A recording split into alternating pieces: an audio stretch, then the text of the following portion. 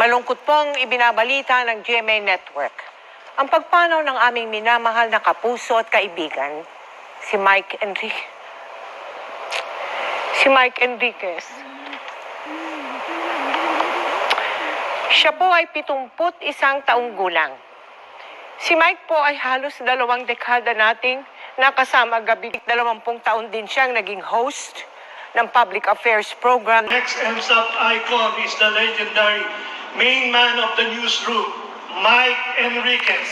Pero sa niyang galing sa pagbabalita, kanya ring naipapakita ang kanyang pagiging tao lamang. Kung saan galing yung bagong strain o uri Alam niyo, gusto kong palakpakan si Mike. Galing talaga. Woo! At yan po ang mga balita ngayong Martes. Ako po si Mel Tiangco. Ako naman po si Vicky Morales para sa...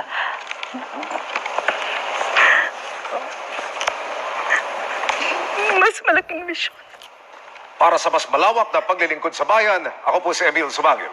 Mula sa GMA Integrated News, ang News Authority ng Pilipino, nakatuto kami